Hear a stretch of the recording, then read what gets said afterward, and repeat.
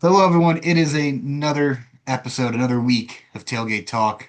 We're your hosts. It's me, David, along with my co-hosts Joey Mayo and Nikki Two Step Boys. Side of the people. Howdy. So the only thing that happened last week was Miami losing, right? I didn't see anything else going on other than that game. We don't need to Yeah. talk about what happened in Death Valley. Let's talk about what happened down in Coral Gables. How about that, Nick? You good with that?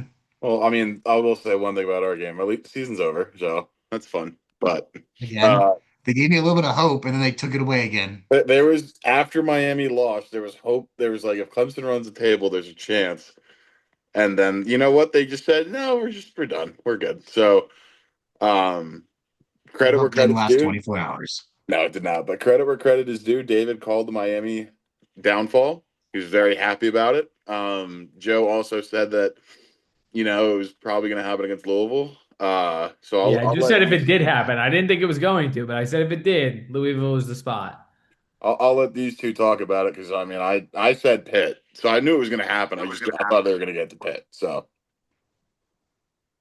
Pitt, are we doing the trust tree here? Is it just us? of course, Us and our like All three right, stop subscribers. stop the Appreciate recording y'all. first. Stop the recording. Okay. No. I'm a little bit worried about Pitt right now. does Notre Dame play Against Pitt? Notre Dame.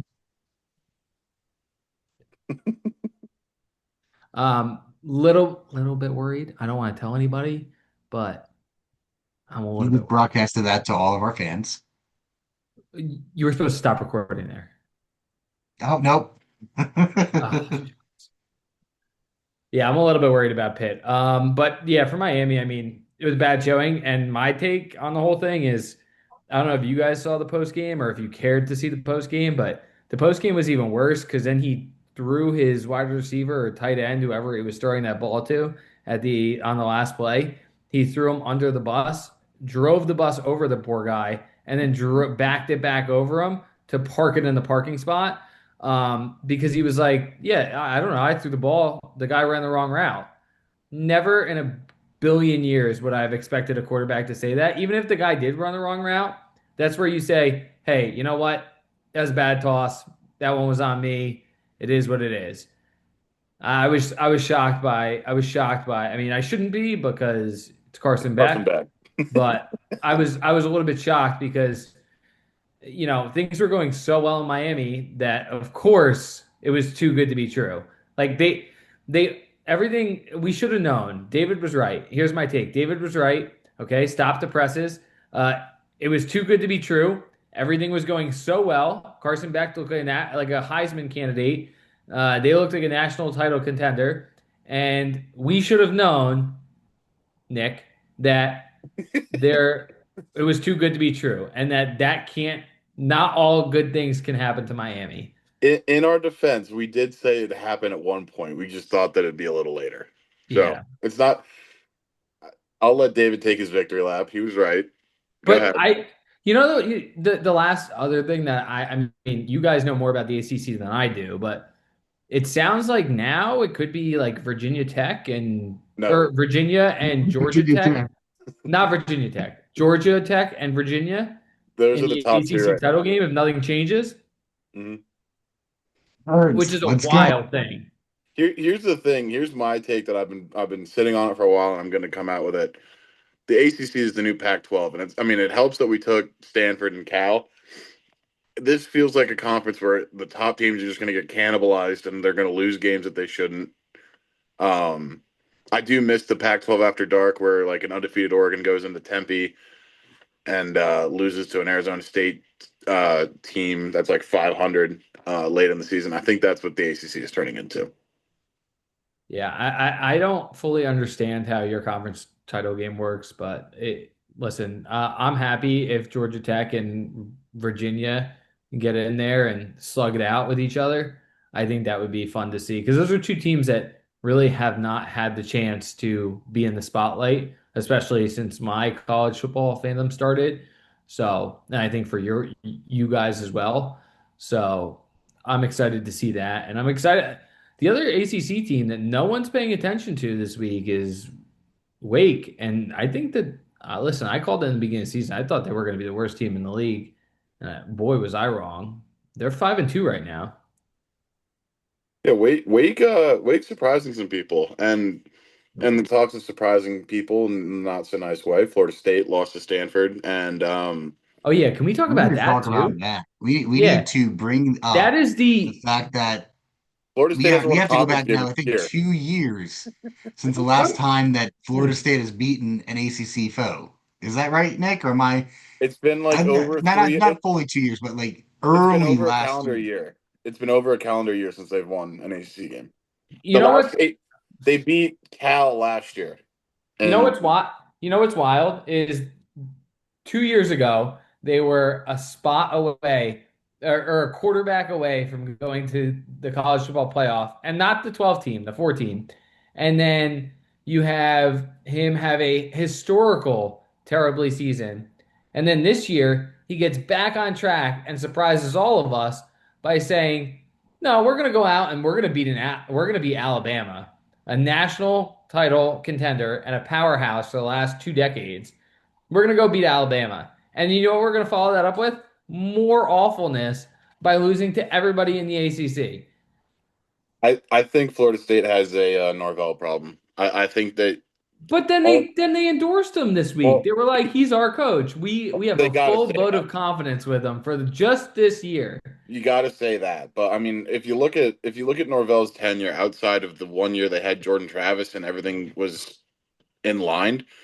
Even I mean, even if you look at that season when Jordan Travis wasn't there, they barely beat Louisville in the ACC championship, and then they got smoked by Georgia. So I mean, without Jordan Travis, I think the Norvell tenure looks is looked at a lot differently. And I think the reason he's still there is because the buyout is so big, and I think they're still paying. I could be completely wrong, but I think they're still paying some of their former coaches that they've cycled through. So I believe they are. And the other thing is, and I know I didn't get the comment on it last week, but I think this kind of weaves in with it, right? Not just the James Franklin take, but this is like my overall coaching carousel take, I guess you could say.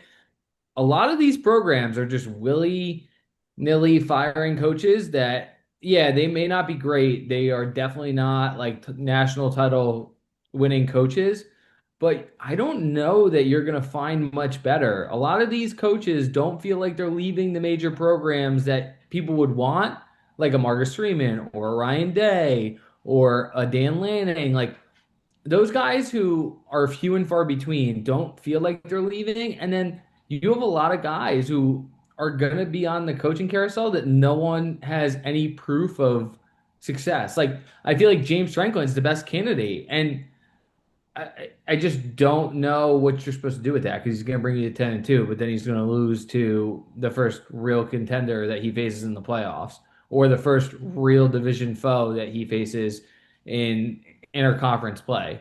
So if I'm Florida State and I do move on from Norvell, I think I target Franklin because you have to, but here's the thing, like they just need to start winning again. It doesn't matter or if it doesn't like or they need to temper their expectations just a little bit. Let themselves get back into winning football games and winning conference games at that matter, which Franklin's normally pretty good at. Let him get in there, get some wins going, and then see if maybe with the recruiting hotbed of Florida and the Southeast, maybe with better recruits and because let's be honest, I've never been high on Penn State quarterbacks. Maybe if he gets a better quarterback in Florida State, maybe that works better and they can win more and games. the other thing is like Florida, like what are they going to do? Are they just going to hire another G5 coach? Like, okay, let's say, and I'm just using this as a hypothetical, right? You fire Napier, and let's say Lane Kiffin says, "No, you know what? Old Miss is going to match the offer you guys just gave me because he's the rumored top dog that they would like." They're going to match my offer, so I'm sticking at Old Miss. You're going to go to Alex Golish at an UCF who's right next door, and you're going to say, "All right, Alex Golish, we want you to be the next coach of the Florida Gators." And yeah, like Alex Golish rebuilt a USF program and has done really well for 1 year, but the 2 years prior, and I know like this goes into like injuries and everything else, but he was 7-6 and 7-6.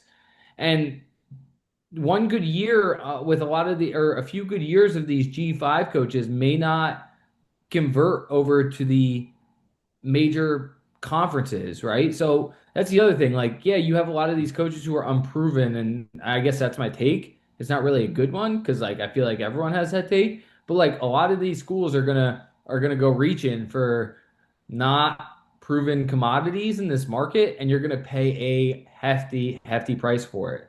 Because guess what? So many colleges need coaches right now, so you're gonna have to outbid the next guy in order to get the one that you want, or you're gonna settle.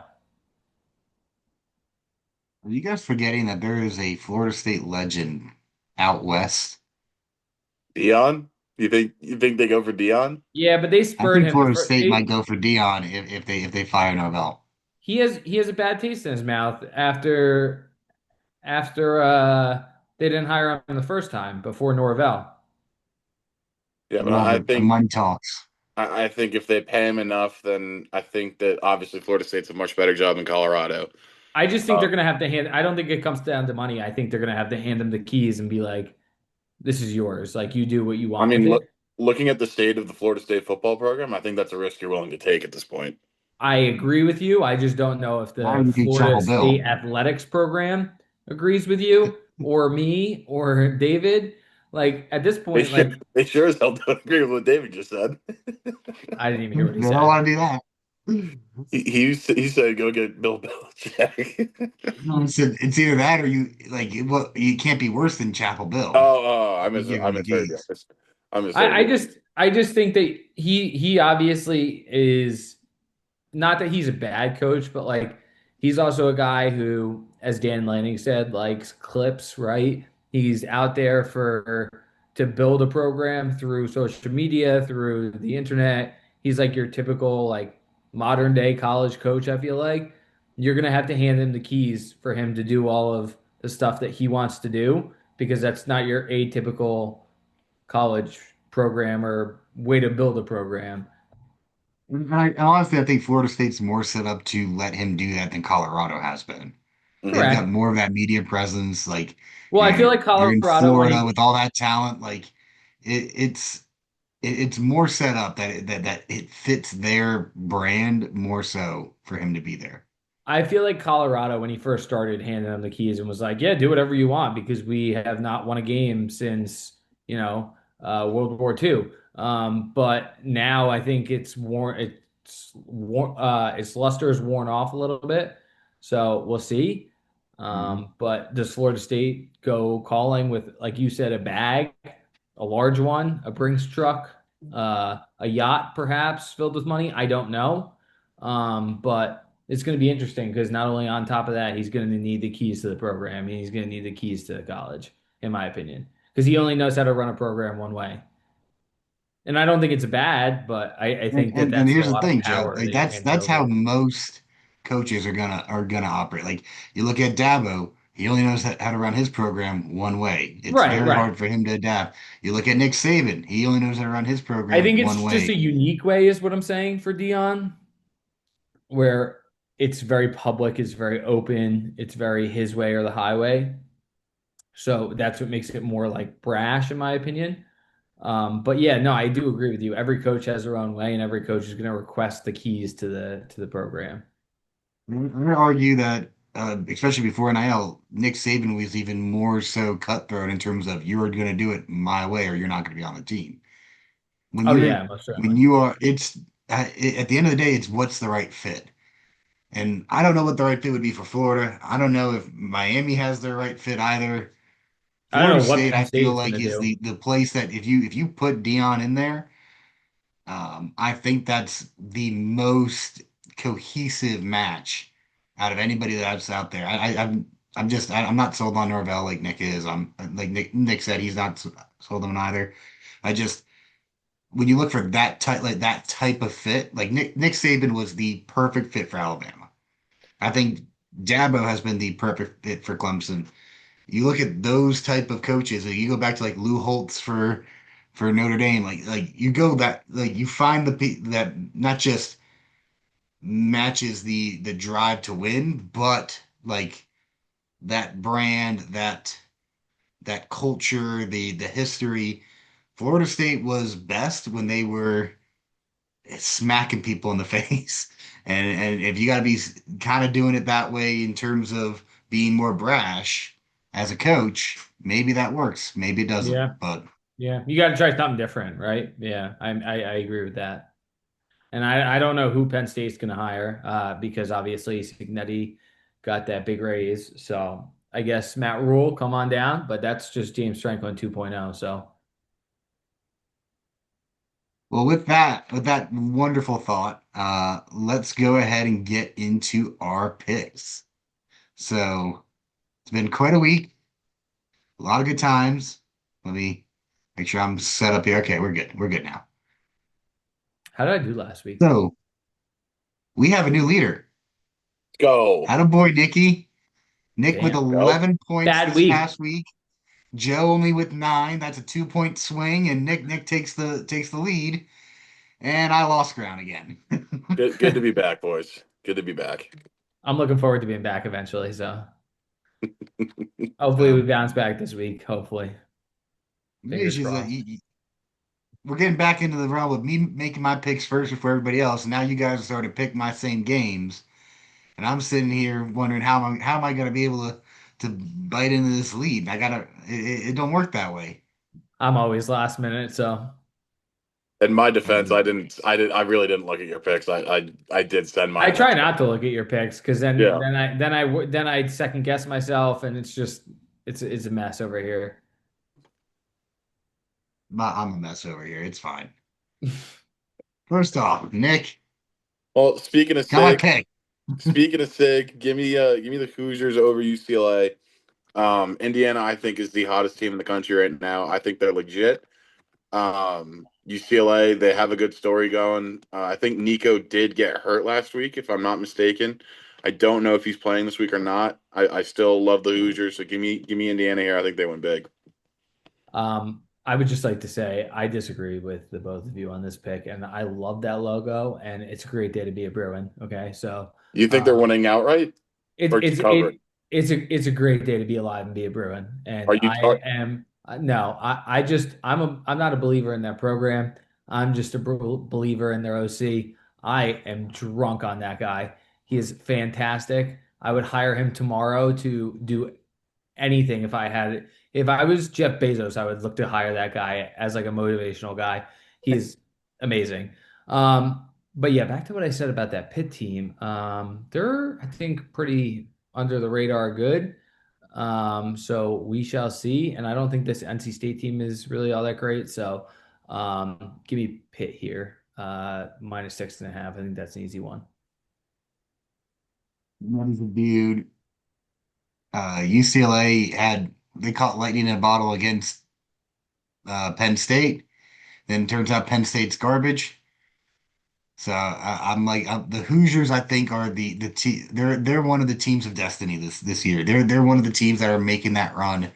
I think that they are one of the few teams that are truly clicking on all cylinders with each other and are a truly well-rounded football team. And I think they're going to keep that momentum going all the way into the playoffs. Another big game. I believe this one's in Baton Rouge, so it Yes, it is. Death Valley. should be a fun atmosphere. I think these teams don't like each other at all. Nope. Give me A&M. It's Brian Kelly in a big game.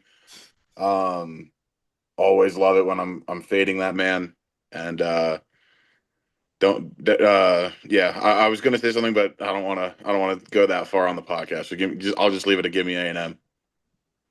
Yeah, I think that's a solid pick. I think this Wisconsin team is historically bad. Luke Fickle is, I think, very close to getting fired. I thought he was going to get fired last week. Maybe it's this week. I think Oregon puts an absolute beating on the Badgers this week, and I think it's not even going to be fun to watch. I wouldn't even turn on the channel. I think it's going to be that bad of a blowout. So give me the Ducks here -33.5. I don't think Did you see Wisconsin the scored. uniforms? Did you see the Yes. uniforms that Oregon's wearing Oh, the this week? Grateful Dead ones. I need that varsity jacket. And I'm not even an Oregon fan. It, I it also is go it ahead, go ahead. is just a joy to watch Oregon cook when it comes to the uniform game. Tie-dye numbers, I Phil think Knight is a they were telling genius. their whole stadium to go tie dye. The Grateful Dead logo with the Nike swoosh incorporated in it. Oh, And then the swoosh was a it's lightning bolt for chef's kiss. the Grateful Dead skull, like the Grateful Dead skull. Yeah, and it's like a Nike swoosh. Yeah, it's like a lightning It's bolt so sick. swoosh. It is so awesome. Oregon's just winning. They are the gold standard when it comes to uniforms. It's I also crazy. don't think Wisconsin has scored in 2 weeks, so there's that. Yeah, I think Uh, this is going to be a historically awful game to watch for everybody. So mhm. I think this will be a pretty good game to watch. Oklahoma, Ole Miss. Brent Scott finally, I think, starting to figure some things out with this team. I'm loving the Sooners this year. Ole Miss coming off of I think they lost last week, right, Nick? They were beat up on Georgia, and then Georgia came back. are we just going to ignore the fact of that absurd logo you put for Ole Miss? Awesome, is it not? I I I've kind of Is never it rock seen not with that it. awesome? logo. I've never seen that logo. I found it today. I'm so happy about it, and that's the only good thing about Ole Miss right now. So, give me Oklahoma all day long.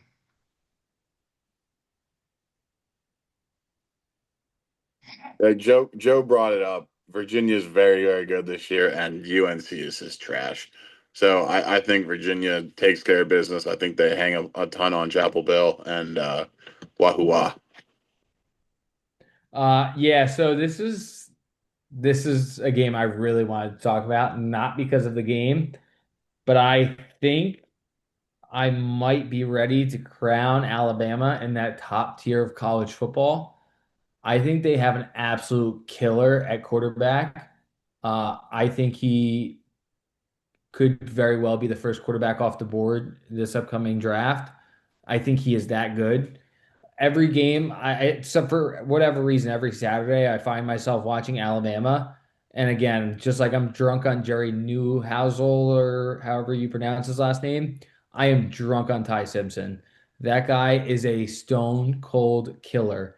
And he puts the ball on target, on time. He avoids pressure as much as possible. He's not all that big. He doesn't look like he's all that strong. He's not all that fast, but he gets the job done each and every week.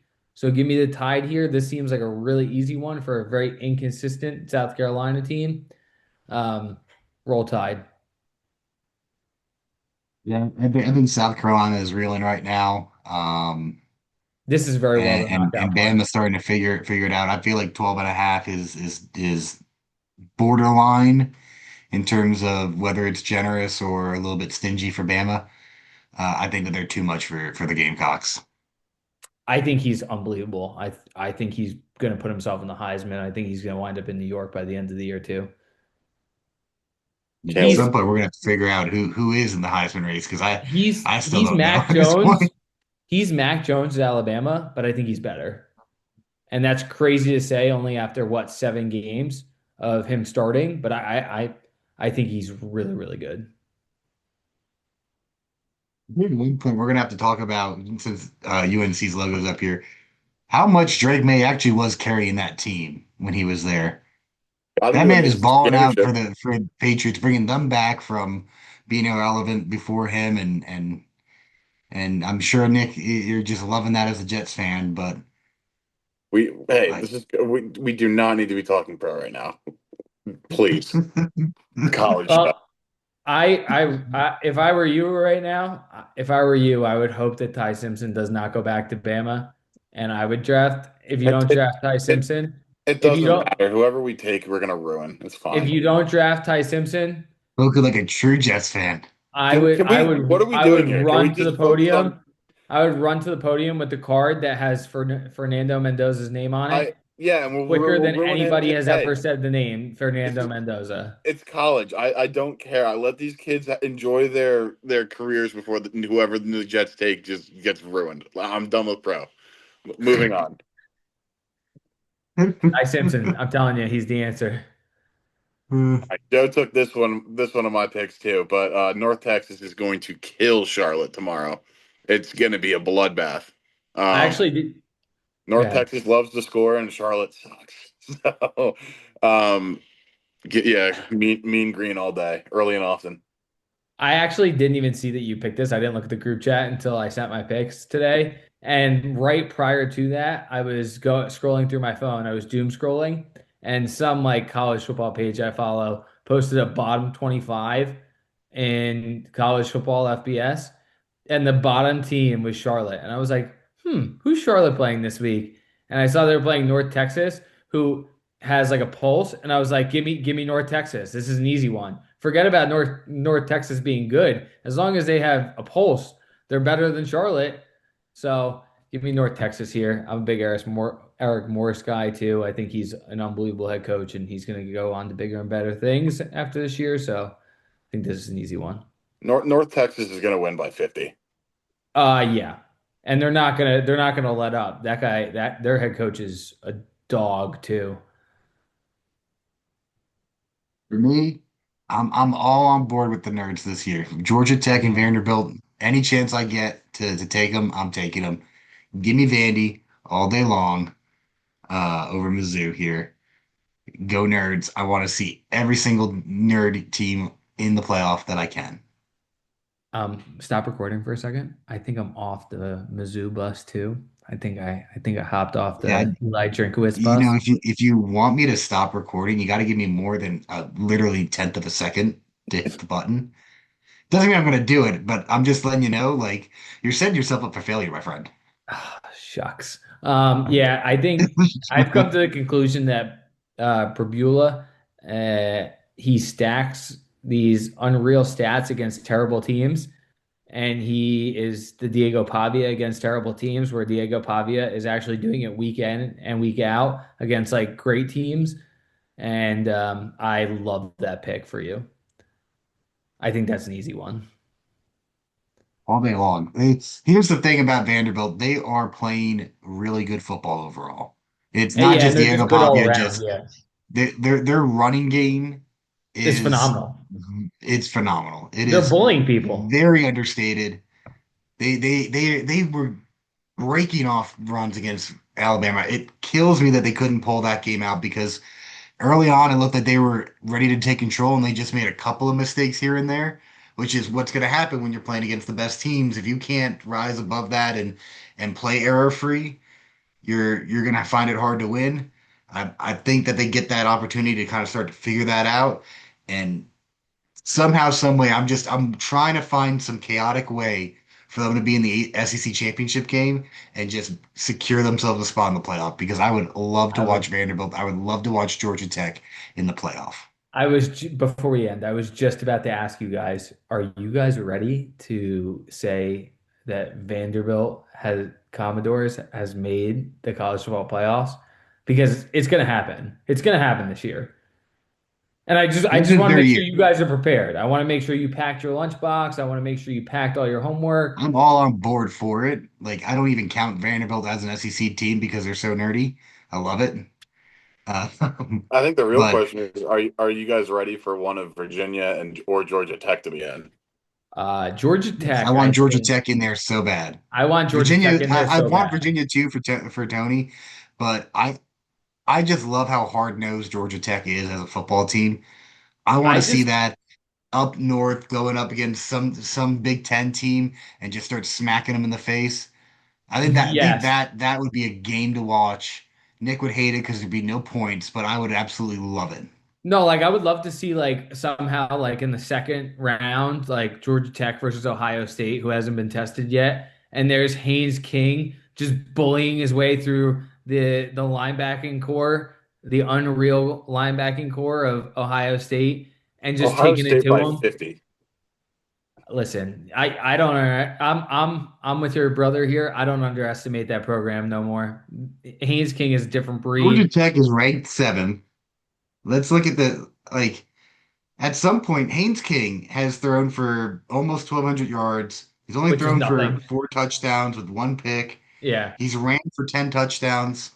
Like, if his passing numbers were a little bit better in terms of touchdowns, then I think that he might be the front runner And for Heisman. That's how good he has been and how integral to that team's success that he has. Yeah, but you And just said that two the step. stats were.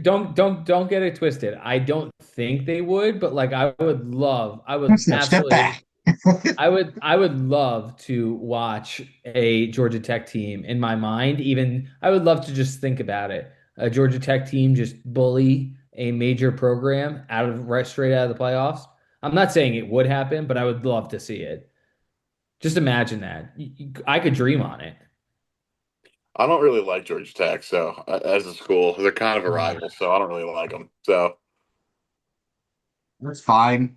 I agree. Most days, yes, but they've also been so Most inept days, for so yes. long that you root for them a little bit here. oh, they also beat us. I don't. I'll put it this way: I don't root for South Carolina. I don't root for Florida State. I don't root for NC State. Different. That is completely different, and you know it. It's just, yeah, it's a little. I mean, it's a little different, but Georgia Tech is a little bit of a rival. I think I need your dad's thoughts on this. Oh, he hates Georgia Tech. Hates them. I just want the nerds to win. I want nerd football I'm this fine with year. Vandy. I just Go. want tough football, and they're the representation of Ford built tough football. Listen, we're cut to check Ford, but we're not sponsored by Ford. But if I had to pick a team that was like, yeah, they're Ford tough, it's Georgia Tech all day long. It's all right, Nick. You can be wrong. We proved it last week. It's not that I'm wrong. I don't like them. I don't care. You're Like they're biased. It's fine. You can admit yeah. it. I can say they're probably going to go to the playoff. I'm just I don't I'm not going to glaze them. I'm not going to say I love seeing them play. I don't like them. I do. I enjoy a good Yeah, Brent that's fine. Key You're Probably not. some football Haynes game. King running up the middle and just acting like he has no brain cells left. Yeah, I get enough of that with Scatabo. So he's like Scattaboo but taller and not as Oh, and a thank you. crazy. quarterback. Yeah, and a quarterback and Well, very I don't know. smart. He's only thrown for 4 touchdowns. Can you really call him a quarterback at that point? Mind That's you, you also just true. said if his stats were better, he'd be in the Heisman. Yeah. This is true. We And can I can a have it lot of both that should ways. go to I'm feeling it this week. I was right about Miami. I can't be wrong today. a lot of that credit should go to that offensive line because they are bullying people too. You want to talk about good offensive line play? Turn on the tape. No, I think I was seeing real quick as we finish up. I thought I was seeing at some point. You know what Vandy does? I think they flip their line based off of which side they want to be their strong side versus weak side. I have never seen that before. Never in a million I years mean, it's have I working, ever but seen like, that.